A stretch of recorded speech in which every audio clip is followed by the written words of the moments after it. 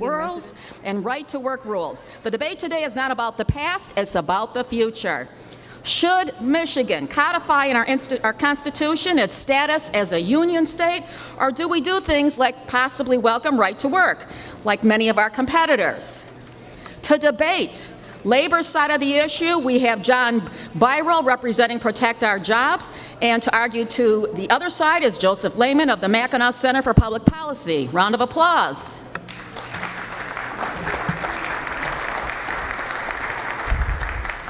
People like it better. I also lobbied Joe Welch yesterday because he was thinking we should do this in Detroit. And I go, Joe, I said, from the other side perspective, I can 10 meetings on one day up here that would take me months. Well, I'd like to thank the Detroit Regional Chamber and the Mackinac Policy Conference for inviting me. I'm a teacher, a high school teacher. I'm not a pro at doing this, so if I'm a little nervous, that's why. I talk to people for a living, but you guys are bigger than me. So we'll do that. So keep that in mind. I was born and raised in Michigan. 48 years I've lived in this state. I think Michigan is a great place to live. I think it's a great place to work. I think it's a great place to raise a family. And I'm here today, to talk to you about an issue that's dear to my heart. I have a 9-year-old daughter. I want to make sure she thinks the same about Michigan as me. I want to make sure she has the same opportunities I have.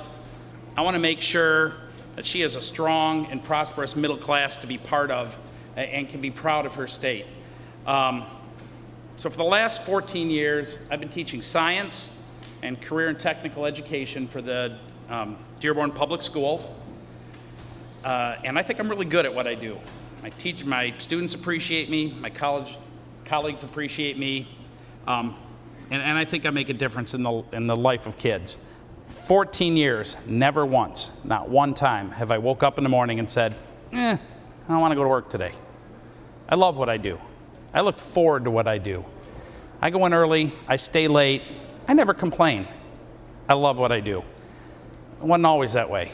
I graduated in 1986, Michigan State University, a degree in biology and teaching certificate. And I got a job teaching middle school in Flint, Michigan, and hated it. Hated every second of it. Didn't want to go to work every day. Made it through a year, went to my boss. I'm not coming back next year. It's not what I want to do. It's not fair to the kids. They didn't get the education they deserve. And I went out and I joined the private sector. I've had a lot of jobs. I've had a lot of careers. I worked out in the field as a surveyor. I did retail sales. I was a delivery driver. I managed a variety of businesses. I was a restaurant and hospitality manager. I worked in a union. I worked out of a union. I worked labor. I worked management. I worked white collar. I worked blue collar.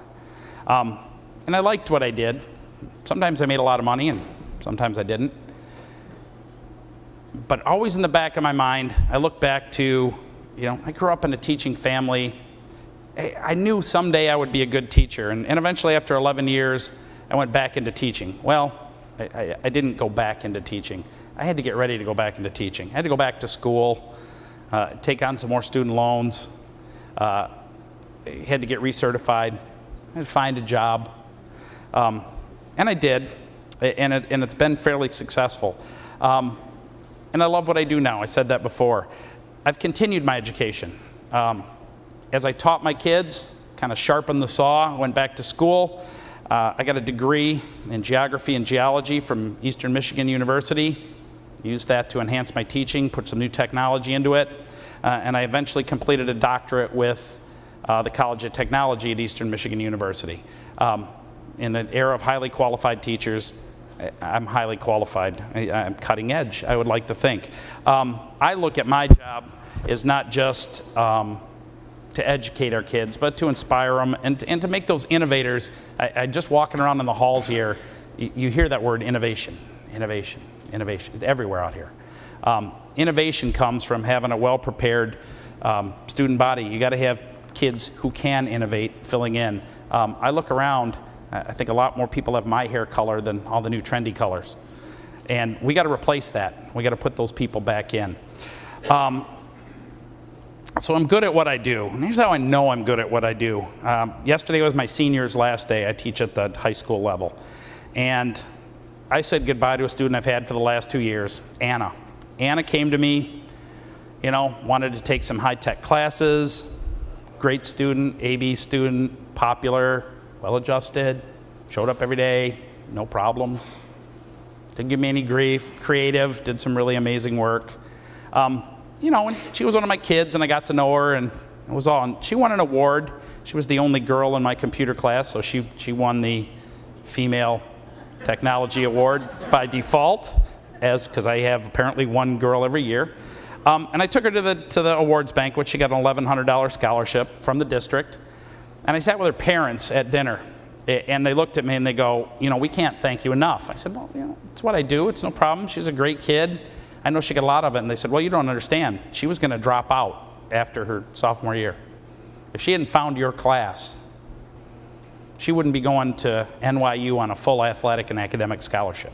She was going to leave, run away from home, was not a well-adjusted kid, and whatever. And I said, you know, I never would have known that, but I'm so glad she found a place. And I could eat up 15 minutes of story like that. This happens all the time, and it happens because I have small classes. I get to know the kids. My district supports me and my efforts. So, yeah, I'll turn it over to my colleague here, Joe, who I met backstage. We're on opposite sides of the stage, but I got to say it was really nice meeting him backstage, and I think we were actually closer together on many issues than I expected. So I'll turn you over to him. All right, thank you very much, Steve. I'd like you to imagine that you live in a state where government services work pretty well, everything from education to picking up the trash. And imagine that while nobody likes paying taxes, you have to admit that the taxes you do pay are about the same or even lower than in most other states. And lastly, I'd like you to imagine that whenever there's a problem with those government services, your voice is heard. And teachers and local officials work with you, not against you, to get those problems solved. If the Protect Our Jobs amendment passes, you'll still always be able to imagine a state just like that, but it won't be Michigan.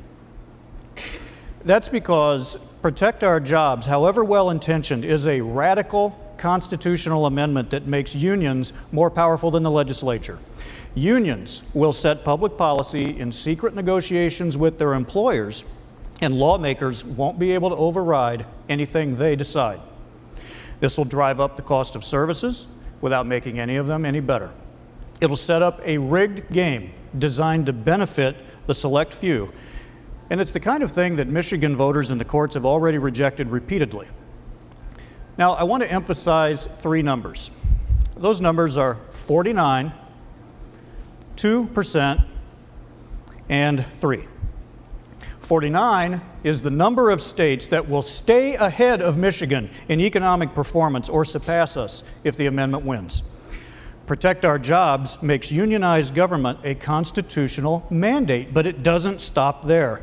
It also explicitly, in clear language, nullifies all past and all future laws related to collective bargaining, except those that relate to strikes.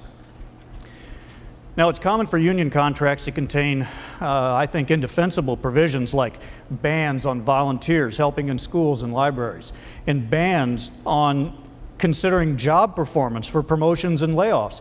Even in Steve's district of Dearborn, ties in seniority are broken by comparing Social Security numbers. They don't even look at Steve's performance. We can't estimate the total cost of the amendment yet, but it's clear that at least $1.4 billion of the savings the legislature produced last year would vanish immediately. Remember, we lagged 49 other states in economic performance for about a decade. This amendment would put us right back there again, most likely. Now, the next number is 2%. This amendment rigs the game in favor of the 2% of Michigan's population who happen to work in unionized government at state, local, or school levels. The amendment's only impact on the middle class is they get to pay more, so the 2% can stay shielded from the economic world of the 98%. Their pay and deluxe benefits can keep going up while pay in the private sector stagnates. The middle class will be sheared like sheep, that is, as long as they stick around to be sheared. And the amendment won't help union workers at private companies at all because their labor rules are set by federal law, not the state. And new companies won't likely want to move into Michigan if the amendment keeps us from becoming a right-to-work state. Now, the last number is 3. And 3 is the number of times in just the last decade voters or the courts rejected similar attempts by unions to rig the game in their favor. 54% of voters refused to put collective bargaining into the Constitution in 2002. 62% of voters said no to mandate automatic annual increases in school spending, most of which, this was in 2006, most of which would have gone to unionized workers. In 2010, the courts rejected the Reform Michigan Government Now amendment after we found the UAW's secret PowerPoint whose title explained the amendment's true purpose. And this is an exact quote: "Changing the rules of politics in Michigan to help Democrats." That's 3 failed attempts to rig the game already. I think even New Deal Democrats can oppose this amendment in good conscience because it was FDR himself who said, quote, "The process of collective bargaining, as it's commonly understood, cannot be transplanted into the public service. Unionized government ensnares people who don't even work for government. One union came into Sherry Lohr's private daycare at her home, called her a government worker, and took union dues from her.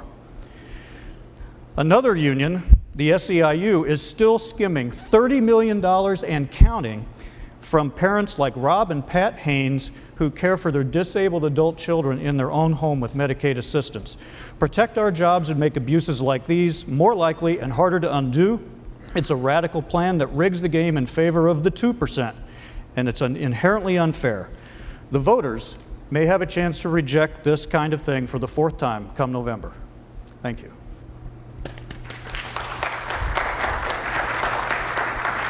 Nicely said, and you both did a great job explaining your case. And John, I know you don't do this regularly, but you did a really nice job there. Yeah. Well, and also we know teachers have a very tough job and really important jobs, so I applaud you. Obviously, are very passionate about that.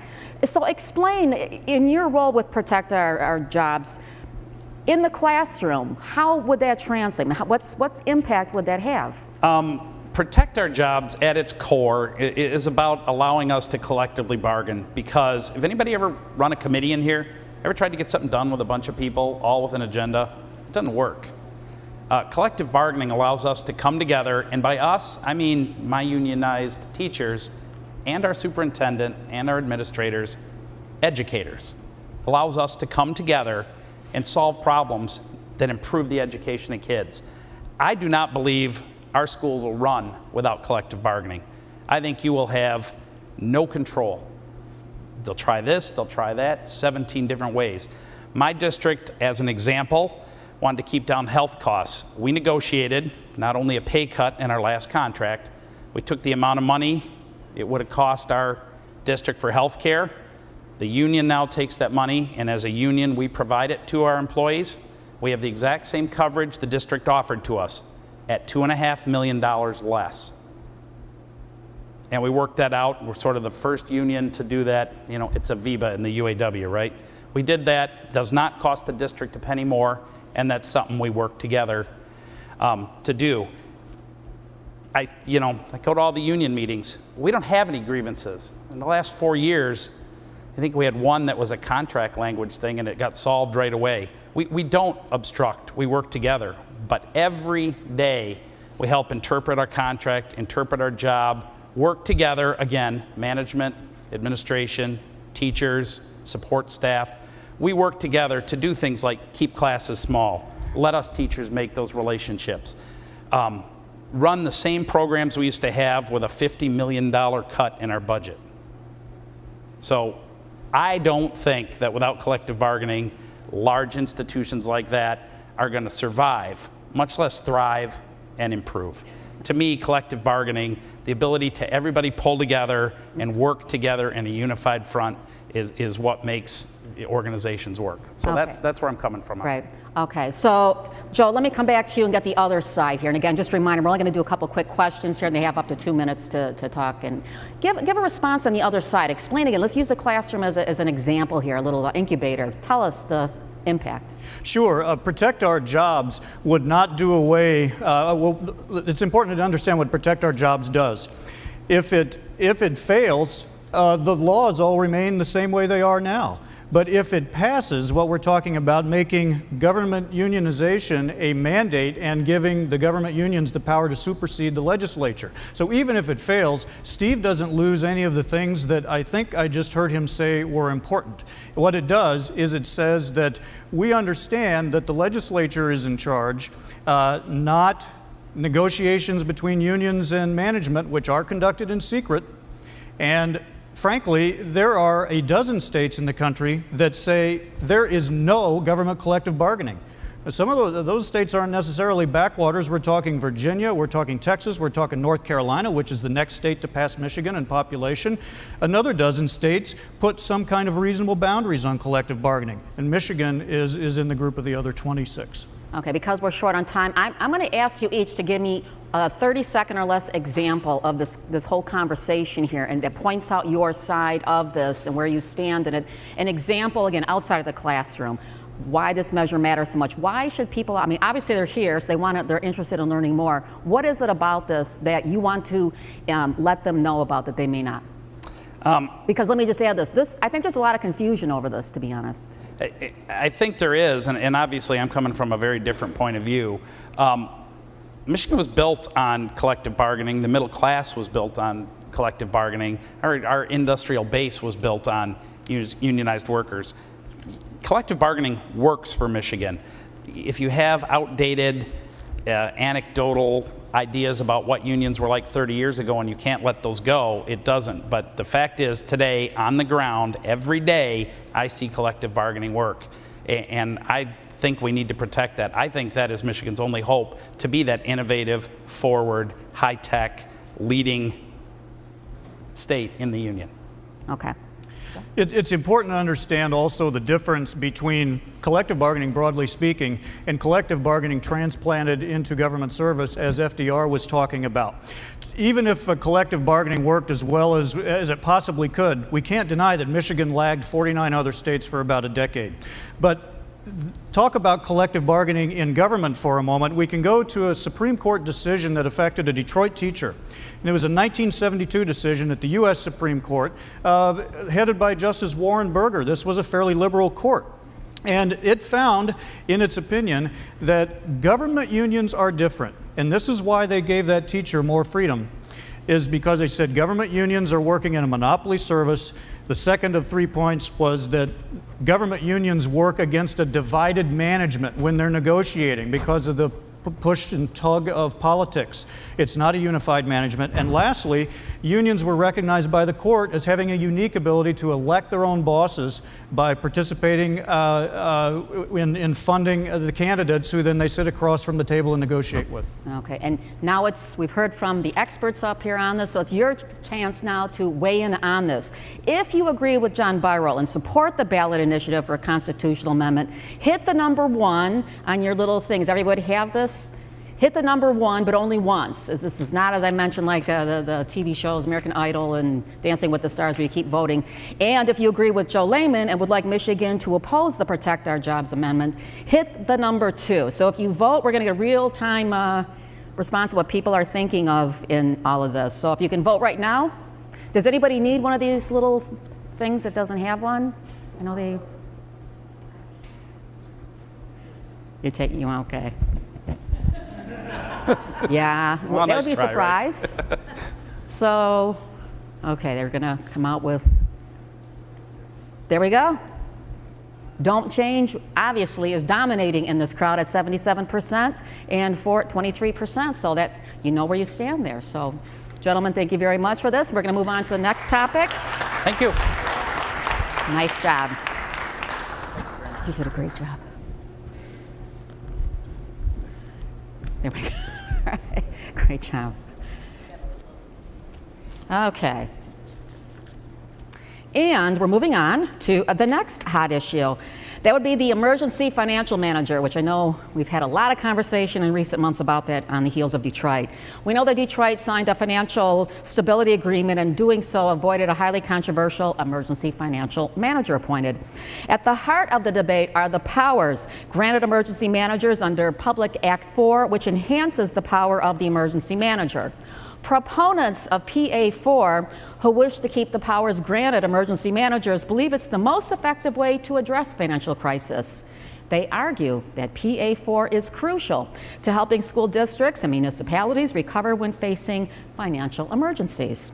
They also argue that repealing PA4 would only undermine the progress that's been made in Michigan over the last few years. On the other side of the aisle, critics of PA4 would like to repeal the law, arguing that this is a threat to collective bargaining and democracy. Many believe it's essentially stripping residents of their rights and representation, and the state government overstepping its bounds.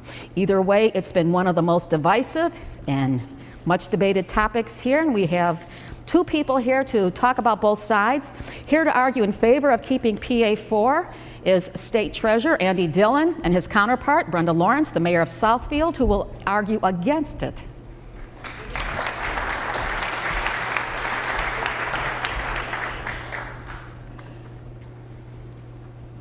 Madam Mayor. Good afternoon, everyone. It's a pleasure to be here. The topic we're talking about is PA4, which is a very familiar conversation. Right now, the cities in the state of Michigan are in a financial crisis, and I think there's an agreement on both sides of that issue. The conversation of doing more with less has totally evaporated to be doing less with less. Our current policy, or our law that we have, PA4, is a reactive, not proactive policy. I view it, and many others view it, as a direct attack on our democracy, taking away the right of our citizens to elect their direct representatives. Under this law, when an emergency manager walks in, the requirements of Open Meetings Act disappears, because the emergency manager is not accountable to the people. He's accountable to an appointed state official, our treasurer. In addition to that, that person makes policy without input from the public. It has been a tradition in many cities, such as Ecorse, Benton Harbor, Flint, Pontiac, Allen Park, who's under a financial manager, that upon their arrival, they immediately tell all the elected officials that they are no longer welcome in City Hall, and they don't have an office. Some have been kicked out of their offices, and some, their salaries has immediately been discontinued. It is an arrogance that has been seen repeatedly in the role of the emergency manager. So the question is the PA4 a proactive or reactive policy that we have in place? Taking away our democracy and our right that when we pay tax dollars that's required by law to run our cities and our municipalities, that someone can come in without any accountability, without even the requirement to hear my concerns as a citizen and taxpayer, and to make decisions about my tax dollars. I firmly believe that that is an attack on my democracy.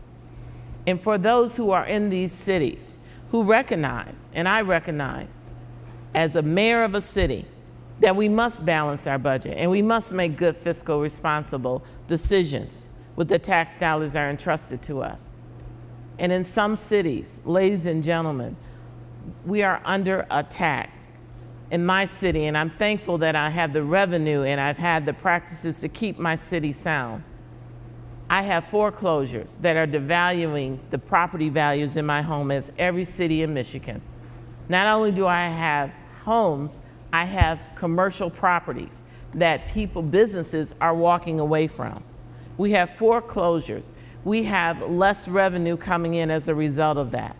We have less money, and so in addition to that, we have obligations that we have in our every city, the largest segment of your budget is public safety.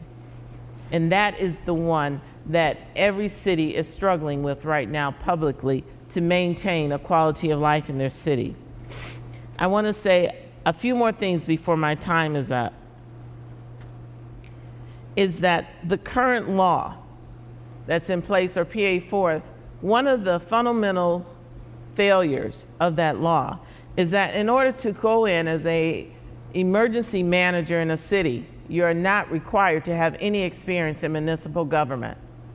If a city is already in a crisis and this person is being sent in to quote unquote save that city and to right the wrong of that city and their financial practices, don't you think it would be a requirement that that person has experience in municipal government? And when they come in and totally stop the communication with all the institutional knowledge, it does not present itself to be an effective person. The other thing is that there are no benchmarks. When an emergency manager goes in, what are the benchmarks? What are the goals? What is the path to success? And when do you leave? Those are some fundamental questions every business person must have to have a successful plan. You have benchmarks that you can measure the success. And if I can use an example, it was Detroit Public Schools. A financial manager went in and there were not benchmarks or indicators of success. And lastly, to the credit of our treasurer, Andy Dillon, the consent agreement discussion that happened in Detroit, I thought was a breath of fresh air because it started changing the dynamic and the restrictions of that law. Although I don't agree totally with it, I was so encouraged that finally we're starting to look at how can we have an inclusive process. Thank you.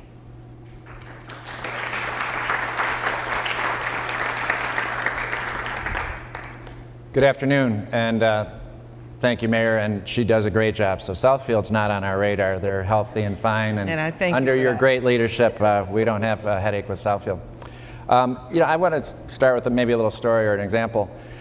In the city of Taylor, you had a lifelong resident who was a retired police officer become the mayor. And he realized that you had police retiring after 20 years with pensions over $100,000 a year. It was an unsustainable model that they had in Taylor. So he set off to collectively bargain changes to the agreements that they had reached with police and fire. And in the next election cycle, the police and fire aggressively got behind his opponent, and he was defeated, and it stopped all the reform measures for that city. And these unsustainable wages and benefits that are provided to public employees are unsustainable for many communities, not all. But for those that it's unsustainable, we get a city in a condition of being unsustainable and facing insolvency. For the most part, if you look at any local government unit, whether it be a city or a school district, 75% of their expenses are wages and benefits. So if you have a community that's running deficits or approaching insolvency, and you can't touch 75% of your expenses, it's very difficult to solve the problem. As we went through the review for Detroit, you've probably heard that there's 48 different collectively bargained agreements in the city. That includes the law department. The lawyers that now issued this opinion that said the agreement is not valid, the consent agreement is not valid, was issued by unionized lawyers. There's other agreements between the city and the state that are necessary for the city to access the public markets, to borrow monies, to have the state police process the 10,000 rape kits that were left unattended by the Detroit Police Department. So it's not just the consent agreement that's now held in jeopardy, it's also very important agreements to the city. In these agreements that we have, 48 different agreements with the city of Detroit, there's provision in there that says you can't privatize anything if there's one lost job or any lost overtime. So if you look at what we discovered during the review, the City of Detroit Police Department, it takes 85 full-time employees just to process the payroll. That could be done with ADP or paychecks, but you can't do it because in the collectively bargained agreements it prohibits that. And we have a city, obviously hemorrhaging dollars, that can't reform itself because of 48 different collectively bargained agreements. And the argument that this is anti-democratic, I would disagree. In fact, the version of the predecessor to PA4 was called Public Act 72. It was passed in 1988 with a Democratic legislature and a Democratic governor. And in there was a provision that said that if a city faces insolvency, that the governor can allow them to proceed into Chapter 9. Chapter 9 is a bankruptcy provision for municipalities.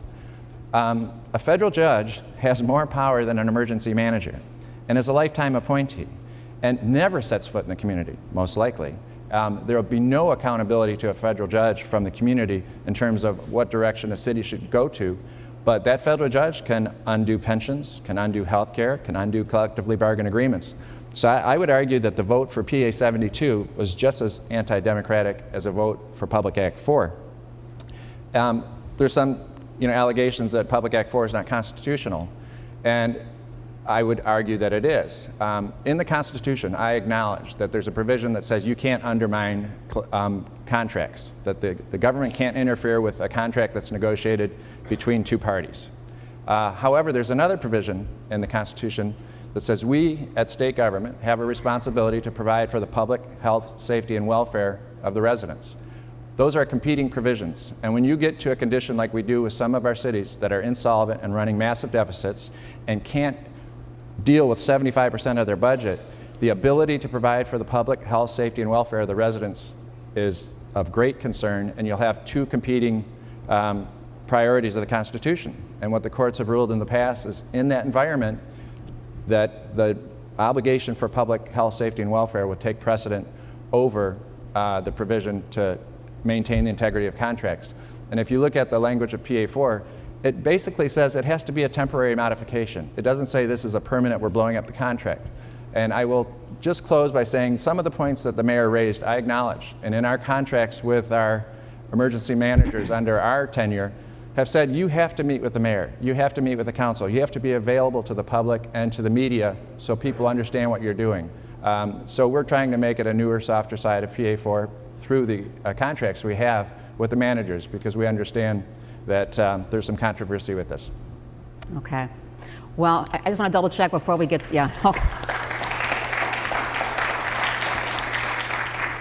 Just want to double check everything before we get started here. You are still a Democrat, right? Oh, yes. Okay. I know at one point you were Republican, but I just wanted to be sure because it shows how divisive these issues are. You have two Democrats up here talking about different sides of it.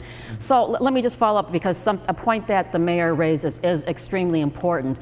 I know this from having my MBA, which I got at U of M, go blue, doing SimCity, where they go through a simulation of running a city, the tactical, operational, strategic decisions they're very complicated. This is a complicated thing. Wouldn't it be prudent to have someone with municipality background included with their business background, their CEO, CFO, whatever? Wouldn't that have been to add that in as part of this? We agree that there's some changes to the law that can be made. And if you look at how we selected the members of the Financial Oversight Board for Detroit, in the consent agreement, we had very specific requirements that required people to have certain skill sets. I wouldn't construe it as narrowly as the mayor has. I don't think you necessarily need to be a mayor in order to be an emergency manager, but you would want someone with important skill sets, and we vet that very carefully. I would also argue that we do want to lay in the statutory framework, how do you exit the emergency manager status? And we would agree that the Financial Oversight Board, if it's good for Detroit, it's good for Flint and Pontiac.